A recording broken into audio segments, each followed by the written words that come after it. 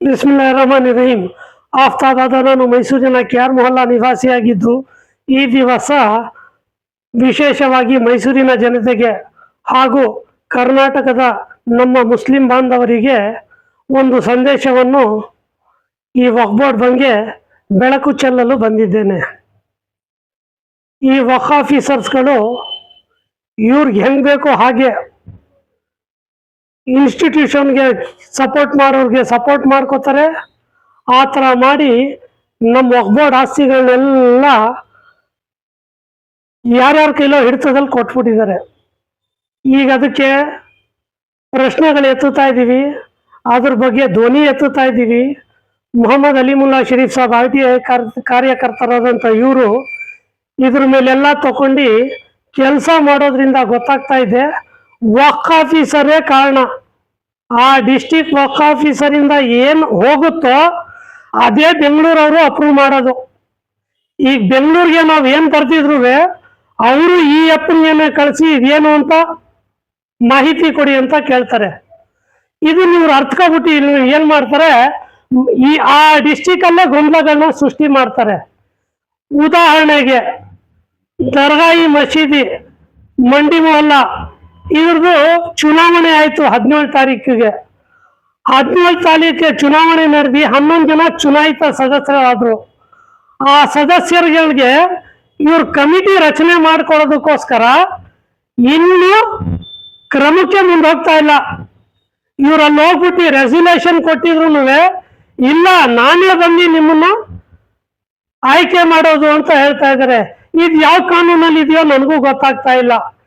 ಇವರು ಮೊದಲೇ ಅದೇ ಇನ್ಸ್ಟಿಟ್ಯೂಷನ್ಗೆ ಕೇರ್ ಟೇಕರ್ ಆಗಿದ್ದವರು, ಹಾಗೆ ಮೈಸೂರು ಡಿಸ್ಟ್ರಿಕ್ಟ್ ವಕ್ಫ್ ಆಫೀಸರ್ ಇದ್ದವರು. ಇವ್ರಿಗೆ ಎಲೆಕ್ಷನ್ ಆಫೀಸರ್ ನೀವು ಹೆಂಗ್ ನೇಮಕ ಮಾಡ್ತೀರ ಅಂತ ಆಗ್ಲೇ ಸ್ಟೇಟ್ ಬೋರ್ಡ್ ಆಫ್ ಅವ್ರಿಗೆ ನಾನು ಪ್ರಶ್ನೆ ಮಾಡಿದ್ದೆ.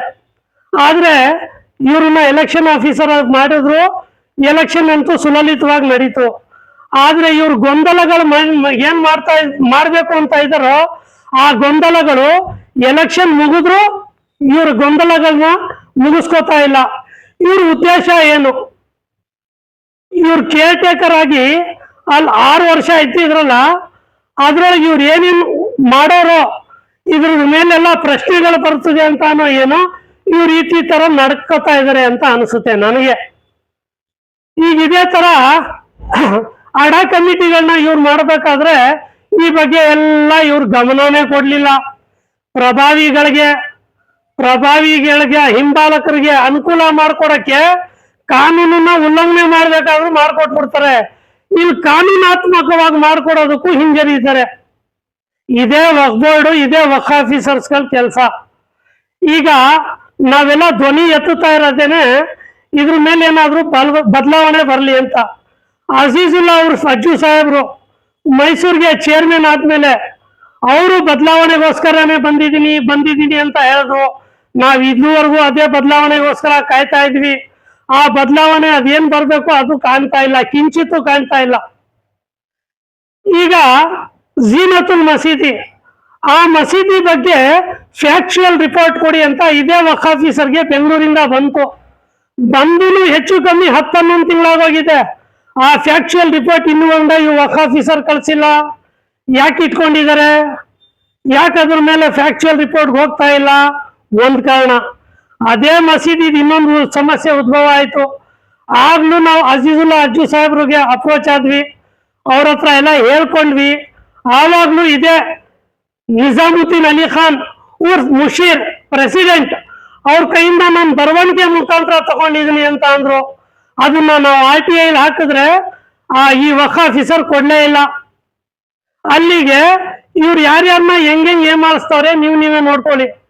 ಅದಕ್ಕೆ ನಾನು ಜನಗಳಲ್ಲಿ ಏನ್ ಕೇಳ್ಕೊತಾ ಇದ್ದೀನಿ ಅಂದ್ರೆ, ಈ ವಕ್ಫ್ ಬೋರ್ಡ್ ಬಗ್ಗೆ ನಾವ್ ಹಿಂಗೆ ಈ ಡಿಸ್ಟಿಕ್ ಅಲ್ಲಿ ಒಂದು ಧ್ವನಿ ಎತ್ತಿದೀವೋ, ಇವ್ರು ಹಿಂದೆ ಬಿದ್ದಿದೀವೋ ಅಂದ್ರೆ ಕಾನೂನಾತ್ಮಕ ನಡೀಲಿ ಅಂತ. ಅದೇ ತರ ಪ್ರತಿಯೊಂದು ಡಿಸ್ಟಿಕ್ ನಲ್ಲೂ ಒಂದೊಂದು ಧ್ವನಿ ಎದ್ದೊಳ್ಬೇಕು. ಆಗ್ಲೇ ಈ ವಕ್ಫ್ ಬೋರ್ಡ್ ಅಲ್ಲಿ ಏನಾದ್ರು ಸುಧಾರಣೆ ಕಾಣೋದು. ಇವ್ರ ಆಸ್ತಿಗಳನ್ನು ಇದೇ ತರ ಯಾರಿಗಾರು ಬಿಟ್ಟು ಈ ತರ ಮಾಡ್ಕೊಳ್ಳೋದಕ್ಕೋಸ್ಕರ ಬಿಟ್ಬಿಡ್ತಾರ? ಏನ್ ಗಾದೆ ಹೇಳ್ತಾರ, ಯಾರ್ದೋ ದುಡ್ಡು ಎಲ್ಲ ಮುಂದ್ ಜಾತ್ರೆ ಅಂದಂಗೆ. ತಪ್ಪು ತಿಳ್ಕೊಬೇಡಿ, ಇದು ಗಾದೆ ಮಾತು. ನಮ್ಮವ್ರಿಗೆ ಹೇಳ್ತಾ ಇರೋದು ಇದು ನಾನು. ಯಾಕೆ ಅಂದ್ರೆ ಇವ್ರು ಅದೇ ತರ ಮಾಡ್ಕೊಂಡು ಹೋಗಿರೋದು. ಇದನ್ನ ಸುಧಾರಣೆ ತರೋ ನಿಟ್ಟಿನಲ್ಲಿ ಇವ್ರು ಒಳ್ಳೆತನದಲ್ಲಿ ಇಷ್ಟೇ ಕೆಲಸ ಮಾಡ್ಬಿಟ್ಟಿದ್ರೆ ನಮ್ಮ ಸಮುದಾಯದಲ್ಲಿ ಒಬ್ಬ ಕಡು ಬಡವ ಇರ್ತಾ ಇರ್ಲಿಲ್ಲ. ನಮ್ಮ ಸಮುದಾಯದ ಪ್ರತಿಯೊಬ್ಬ ಕೋಟ್ಯಾಧಿಪತಿ ಅಲ್ಲದೆ ಹೋದ್ರು ಲಕ್ಷಾಧಿಪತಿ ಅಂತಾದ್ರು ಪ್ರತಿಯೊಬ್ಬ ಇರ್ಲೇಬೇಕಾಗಿತ್ತು. ಅವನ ಆ ತರ ಇಲ್ಲ. ಇಷ್ಟೆಲ್ಲ ಐತಿ ಅನ್ನೋದಕ್ಕೆ ಕಾರಣ ಈ ವಕ್ಫ್ ಆಫೀಸರ್ಗಳು ಪ್ರಭಾವಿಗಳ ಜೊತೆ ಮಾಡಿ ನಮ್ಮ ಸಮುದಾಯಕ್ಕೆ ಮಾಡಿರೋ ಮೋಸ, ನಮ್ಮ ಸಮುದಾಯಕ್ಕೆ ಮಾಡಿರೋ ವಿಶ್ವಾಸ ದ್ರೋಹ, ನಮ್ಮ ಸಮುದಾಯಕ್ಕೆ ಮಾಡಿರೋದು ಕಪಟತನ, ಇದೆಲ್ಲ ಜಗಜ್ಜಾಹೀರಾಗ್ತಾ ಇದೆ. ಇನ್ಮೇಲಾದ್ರೂ ಈ ವಕ್ಫ್ ಬೋರ್ಡ್ ಅನ್ನು ಸುಧಾರಣೆ ತಂದ್ಬಿಟ್ರೆ ನಮ್ಮ ಸಮುದಾಯ ಯಾರ ಹತ್ರನೂ ಏನು ಬೇಡೋ ಅವಶ್ಯಕತೆ ಇಲ್ಲ. ಅಷ್ಟೆಲ್ಲ ನಮ್ಮ ಸಮುದಾಯಕ್ಕೆ ಸೇರಿರೋ ನಮ್ಮ ಸಮುದಾಯಕ್ಕೆ ಒಳತಾಗ್ಲಿ ಅಂತ ನಮ್ಮ ಹಿರಿಯರು ದಾನ ಮಾಡಿದ್ದಾರೆ. ಯಾರಿಂದಾನು ನಾವು ಕೇಳ್ತಾ ಇಲ್ಲ, ಯಾರಿಂದ ಏನು ಅಪೇಕ್ಷೆ ಪಡ್ತಾ ಇಲ್ಲ. ಇದನ್ನ ಕಾನೂನಾತ್ಮಕವಾಗಿ ನಡೀರಿ ಅಂದ್ರೆ ಇವ್ರಿಗೆ ಅದೇ ನಡೆಯೋದಕ್ಕಾಗ್ತಾ ಇಲ್ಲ. ಇವರ ಏನೇನೋ ಸಮಸ್ಯೆ ಉದ್ಭವ ಮಾಡ್ಕೋತಾರೆ. ಯಾಕೆ ಅಂದ್ರೆ ಇವರೆಲ್ಲ ಸೇರಿ ಅಲ್ಲೆಲ್ಲ ಏನೇನೋ ಮಾಡ್ಬಿಟ್ಟಿದ್ದಾರೆ. ಅದೆಲ್ಲ ಮುಂದಕ್ಕೆ ಬರ್ತಲ್ಲ ಅನ್ನೋಕ್ಕೋಸ್ಕರ ಅದನ್ನ ಹೊತ್ತಿ ಹಾಕೋದಕ್ಕೋಸ್ಕರ ಈ ತರ ಎಲ್ಲ ಮಾಡ್ತಾ ಇದ್ದಾರೆ. ಅದಕ್ಕೆ ನಾನು ಇನ್ ಮುಂದೆ ಹೇಳ್ಕೊಳ್ಳೋದು, ಈ ವಕ್ಫ್ ಬೋರ್ಡ್ ಬಗ್ಗೆ ಬಹಳ ಜಾಗೃತರಾಗಿರ್ಬೇಕು. ಬೇರೆಯವರಂತೂ ದೂರದ ಮಾತು, ನಮ್ ಜನ ನಾವು ಜಾಗೃತರಾಗಿರ್ಬೇಕು. ಇವ್ರಿಗೆ ಈ ಆಫೀಸರ್ಸ್ ಮೇಲೆ ಎಲ್ಲ ಕಣ್ಣಿಡ್ಬೇಕು. ಈಗ ದರ್ಗಾಯಿ ಮಸೀದಿ ಬಗ್ಗೆ ಮೊಹಮ್ಮದ್ ಅಲಿಮುಲ್ಲಾ ಶರೀಫ್ ಸಾಬ್ RT ಕಾರ್ಪೊರೇಟರ್ ಇವರು ಹೇಳೋರೆ. ಈಗ ನಾನು ಕೇಳ್ಕೊತಾ ಇದ್ದೀನಿ, ಈ ಸದಸ್ಯರುಗಳಿಗೆ, ಚುನಾಯಿತ ಸದಸ್ಯರಿಗೆ ಇವ್ರು ಈ ತರ ಆಟ ಆಡಿಸ್ತಾ ಇದ್ದಾರೆ ಅಂತ ಅಂದ್ರೆ ಬೇರೆಯವ್ರಿಗೆಲ್ಲ ಹೆಂಗ್ ಮಾಡ್ತಾ ಇರ್ಬೋದು ನೀವೇ ಲೆಕ್ಕ ಹಾಕೊಳ್ಳಿ. ಇದೇ ತರ ಕೆಲವು ಕಮಿಟಿಗಳು ಅಲ್ಲಿ ಜನರಲ್ ಬಾಡಿನೇ ನಡೆದಿರಲ್ಲ. ಆ ಜನರಲ್ ಬಾಡಿ ನಡೆದಿಲ್ಲ ಅಂತ ನಾವು ಅಬ್ಜೆಕ್ಷನ್ ಹಾಕಿದ್ರು ಅದನ್ನ ಪ್ರಪೋಸಲ್ನ ಕಳಿಸ್ತಾರೆ ಇವರು. ಆದ್ರೆ ಇಲ್ಲಿ ಚುನಾಯಿತ ಸದಸ್ಯರಿಗೆನೆ ಕಡೆಗಣಿಸ್ತಾ ಇದ್ದಾರೆ. ಈ ಹಿಂದಿನ ಉದ್ದೇಶ ಚೇರ್ಮನ್ ಸಾಹೇಬ್ರೆ ನೀವೇ ಏನು ಅಂತ ವಕಾಲ್ ಸಾಹೇಬ್ರಿಗೆ ಕೇಳ್ಕೊಳ್ಳಿ, ಇವ್ರೇನ್ ಮಾಡ್ಬೇಕು ಅಂತ ಇದ್ದಾರೆ ಅಂತ. ಚುನಾಯಿತ ಸದಸ್ಯರು ಅವ್ರ ರೆಸಿಗ್ನೇಷನ್ ಮಾಡಿ ಕಳಿಸಿದ್ಮೇಲೆ ಅವ್ರ ಬೆಂಗಳೂರು ಕಳಿಸ್ಬೇಕಾಗಿರೋದು ಅಷ್ಟೇ ಇವ್ರ ಕೆಲಸ. ಅದ್ರಲ್ಲಿ ಇವ್ರು ಮೂಗ್ ತೋರಿಸೋ ಅವಶ್ಯಕತೆನೇ ಇಲ್ಲ. ಆದ್ರೂ ಇವ್ರು ಮೂಗ್ ತೋರಿಸ್ತಾ ಇದ್ದಾರೆ ಅಂದ್ರೆ ಅಲ್ಲಿ ಇವ್ರು 6 ವರ್ಷ ಕುಂತಿ ಏನೇನು ಮಾಡಿದಾರೋ ಅದನ್ನ ಮರೆಮಾಚೋದಕ್ಕೋಸ್ಕರ ಇದೆಲ್ಲ ಮಾಡ್ತಾ ಇದ್ದಾರೆ ಅಂತ ಕಾಣಿಸ್ತಾ ಐತೆ. ಅದಕ್ಕೋಸ್ಕರ ನಾನು ಕಳಕಳೆಯಿಂದ ಕೇಳ್ಕೊಳ್ಳೋದು, ಪಾರದರ್ಶಕತೆಯಿಂದ ನಡೀರಿ. ಇಷ್ಟು ದಿವಸದಿಂದ ಹೆಂಗೆಂಗೋ ನಡೆದಿ ನಮ್ಮ ಸಮುದಾಯನ ಕಡೆಗಣಿಸಿರೋದು ಸಾಕು. ನಮ್ಮ ಸಮುದಾಯಕ್ಕೆ ವಿರೋಧಿಗಳು ಕಡೆಗಣಿಸ್ತಾರೆ, ನಮ್ಮ ಜನಕ್ಕೆ ಕಡೆಗಣಿಸಿರೋದು ಇದೆಲ್ಲ ನಿದರ್ಶನ. ಇದೆಲ್ಲ ಜಗಜ್ಜಾಹೀರಾಗ್ತಾ ಇದೆ.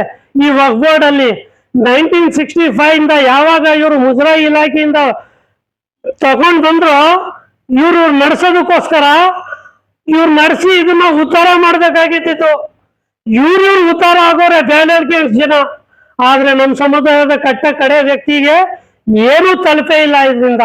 ಇದೆಲ್ಲ ಅನುಕೂಲ ಆಗ್ಬೇಕಾಗಿದ್ದಿದ್ದೆ ಅವಶ್ಯಕತೆ ಇರೋರಿಗೆ, ನಿರ್ಗತಿಕರಿಗೆ, ವಿಧವೆಯರಿಗೆ, ಬಡವ್ರಿಗೋಸ್ಕರ ಅವ್ರು ದಾನ ಮಾಡಿ ಹೋಗಿರೋದು. ಉಳ್ಳವರೇ ಇದನ್ನೆಲ್ಲ ಅನುಭವಿಸಿ ಅಂತ ಹೋಗ್ಲಿಲ್ಲ. ಇವರೆಲ್ಲ ಮಾಡಿರೋದೇ ಉಳ್ಳೋರ್ಗೆ, ಪ್ರಭಾವಿಗಳಿಗೆ, ಪ್ರಭಾವಿಗಳ ಹಿಂಬಾಲಕರಿಗೆ ಅವ್ರಿಗೆ ಹೆಂಗ್ ಬೇಕೋ ಆ ತರ ವಾತಾವರಣ ಸೃಷ್ಟಿ ಮಾಡಿಕೊಟ್ಟವ್ರೆ ಕಾನೂನ ಉಲ್ಲಂಘನೆ ಮಾಡಿ. ಇಷ್ಟು ಹೇಳ್ತಾ ನನ್ನ ಮಾತನ್ನ ನಾನು ಮುಗಿಸ್ತೀನಿ. ಇದ್ರ ಬಗ್ಗೆ ಸ್ಟೇಟ್ ಬೋರ್ಡ್ ಆಫ್ ಔಕಾಫ್ನವರು ಗಮನ ಇಡಬೇಕು. ಸ್ಟೇಟ್ ಬೋರ್ಡ್ ಆಫ್ ಔಕಾಫ್ನಲ್ಲಿರೋ ಈಗ ಸದಸ್ಯರು ಕೂಡ ಗಮನ ಇಡಬೇಕು. ಮೈಸೂರು ಡಿಸ್ಟ್ರಿಕ್ಟ್ ವಕ್ಫ್ ಬೋರ್ಡ್ ವಿಶೇಷವಾಗಿ ಇದು ಮೈಸೂರು ದರ್ಗಾಯಿ ಮಸ್ಜಿದ್ ಮಂಡಿ ಮೊಹಲ್ಲಾಗೆ ಸಂಬಂಧಪಟ್ಟ ವಿಷಯ. ಅದಕ್ಕೋಸ್ಕರ ಅಜೀಜುಲ್ಲಾ ಅಜ್ಜು ಸಾಹೇಬ್ರೆ ಇದ್ರ ಮೇಲೆ ನೀವು ನಿಮ್ಮ ಸದಸ್ಯರು ಕೂಡ ಗಮನ ಇರಬೇಕು. ಇದೇ ಬದಲಾವಣೆ ನಿಮ್ಮಿಂದ ಮತ್ತೆ ನಿಮ್ಮ ಟೀಮಿಂದ ನಾವು ಅಪೇಕ್ಷೆ ಪಡ್ತಾ ಇರೋದು. ಇಷ್ಟು ಮಾತೇನ ನನ್ನ ಮಾತನ್ನ ನಾನು ಮುಗಿಸ್ತೀನಿ. ಜೈ ಹಿಂದ್, ಜೈ ಕರ್ನಾಟಕ. ಅಸ್ಸಲಾಮು ಅಲೈಕುಂ ರಹಮತುಲ್ಲಾಹಿ ಬರ್ಕಾತುಹು.